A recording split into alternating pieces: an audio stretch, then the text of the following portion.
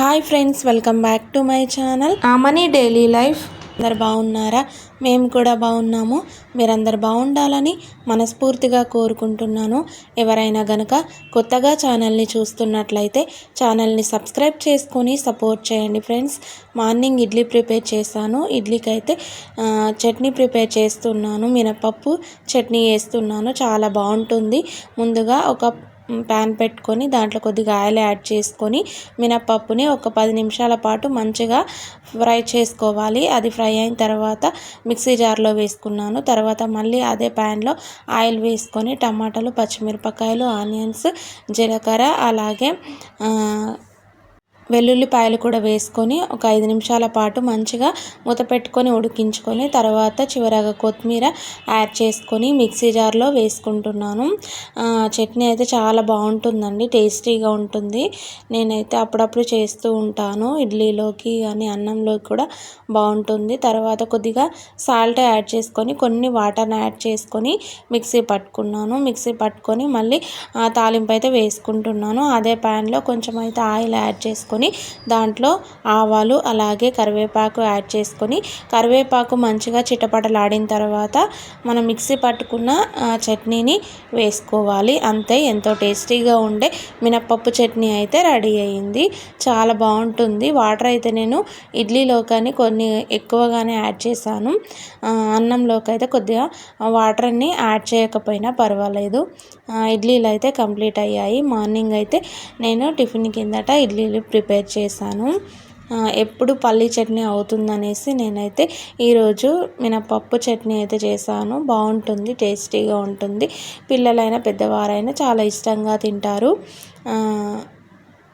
నేనైతే వేసి మా వారికైతే ఇస్తూ ఉన్నాను. పిల్లలు మా వారైతే చక్కగా ఆడుకుంటూ ఉన్నారు, పిల్లల్ని ఆడిస్తూ ఉన్నారు. మా వారు చూడండి, మా వారైతే ఉయ్యాలైతే కట్టారు. ఫస్ట్ ఒక ఉయ్యాలుండే అదైతే దాంట్లో ఇద్దరు కూర్చుంటానని చాలా ఏడ్చేశారు పిల్లలు. అందుకనేసి మళ్ళీ శారీతోనైతే ఒక ఉయ్యాలైతే కట్టారు. అక్కడ వెంటిలేషన్ దగ్గర నుంచి అయితే ఇటు లోపలికి అనేసి అయితే శారీతో కట్టారు. దాంట్లోనైతే ఇద్దరు కూర్చోవడానికి మంచిగా వీలుగా ఉంటుంది. అలాగే ఇద్దరు కూడా దాంట్లో పడుకుంటారు. పిల్లలిద్దరూ ఒక ఉయ్యాలుంటే మట్టుకైతే బాగా ఏడ్చేస్తారు, నేనంటే నేను అనేసి. అందుకనే 2 ఉయ్యాలలు కట్టి దాంట్లోనైతే పిల్లలిద్దరిని కూర్చోబెట్టి ఆడిస్తున్నారు. తర్వాత అయితే చూడండి, మా చిట్టి పాప అయితే అటు ఇటు నేను ఎక్కుతా అంటుంది ఉయ్యాలలో. పెద్ద పాప అయితే ఉయ్యాలలోనే ఉంది. నేను కూడా ఇడ్లీ వేసుకున్నాను, తిన్నాను. చాలా టేస్టీగా ఉంది చట్నీ అయితే. మా పెద్ద పాప చిట్టి పాప కూడా చక్కగా తిన్నది. తిన్న తర్వాత మళ్ళీ ఆఫ్టర్నూన్ పనులు అయితే స్టార్ట్ చేశాను. అన్నీ కూడా బట్టలన్నీ ఉతికిన బట్టలు అయితే మడతపెట్టుకోవాలి. పిల్లలు ఇద్దరైతే పడుకున్నారు. ఇద్దరిని ఒక ఉయ్యాలలోనే పడుకోబెట్టాను. గిన్నెలన్నీ కూడా వాష్ చేద్దామనేసి అయితే సింక్లో పెట్టాను. స్లోగా మెల్లిగానైతే కడుగుతున్నాను.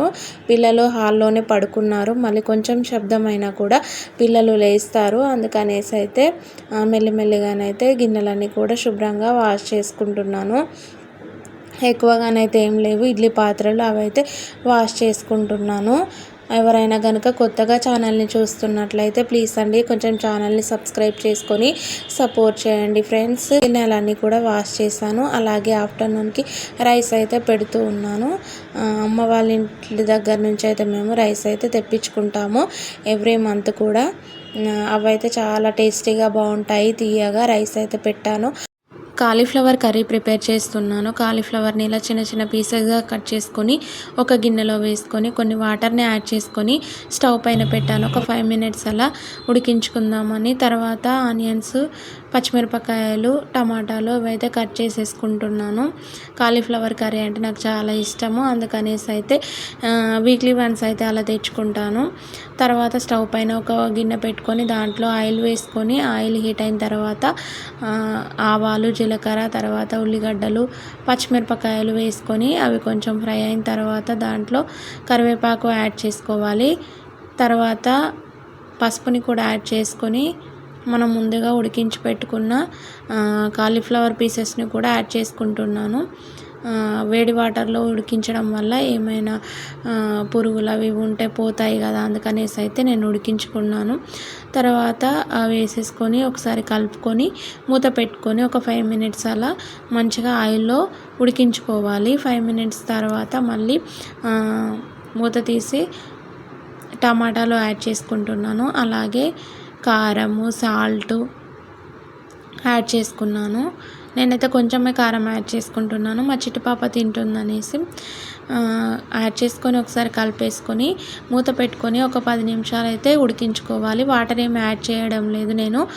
ఉడికిన తర్వాత చివరగా కొత్తిమీరని యాడ్ చేసుకోవాలి. అంతే, ఎంతో టేస్టీగా ఉండే కాలీఫ్లవర్ కర్రీ అయితే ప్రిపేర్ అయ్యింది. చాలా టేస్టీగా ఉంది. వీడియో నచ్చితే ఒక లైక్ చేయండి. అండ్ కొత్తవారు ఎవరైనా కనుక ఛానల్ని చూస్తున్నట్లయితే ఛానల్ని సబ్స్క్రైబ్ చేసుకొని సపోర్ట్ చేయండి friends. Thank you for watching this video.